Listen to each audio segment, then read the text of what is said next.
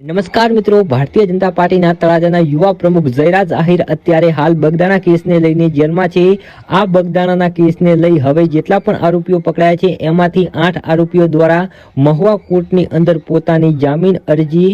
File કરવામાં આવી છે અને હવે આ સમગ્ર મામલે કોળી સમાજના એક વકીલ મેદાનમાં આવે છે। તેઓ શું કહી રહ્યા છે સૌપ્રથમ તે સાંભળીએ। જો કાયદો જે છે એ તમામને માટે સમાન હોય છે અને આ પ્રક્રિયાની અંદર જે કાયદા કઈ રીતે જે વકીલ મિત્રો જે છે એ પોતાના કામને લઈ અને જે આ જામીન અરજી મૂકતા હોય તો એ જામીન અરજી મૂકવાનો અને જામીન મેળવવાનો એ એમનો કાયદાકીય અધિકાર છે। પરંતુ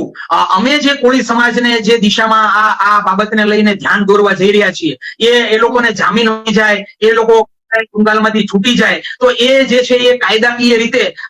બાબતો જે છે પોલીસ તંત્ર દ્વારા એવી છટકબારીઓનું સંશોધન કરવામાં આવેલું હતું અને આમાં તમે જોઈ શકો છો કે એક ડીવાયએસપી કક્ષાના પોલીસ તંત્રના અધિકારી જે છે એ એક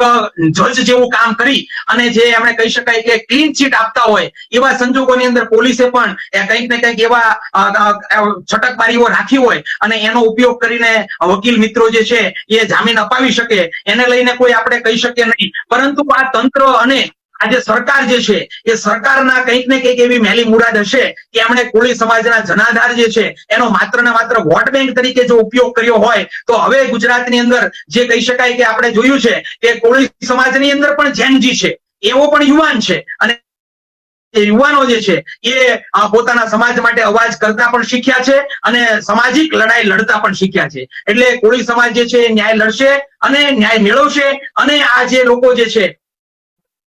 અમારા સમાજને 25 દિવસ સુધી રોડ રસ્તા ઉપર આવીને એક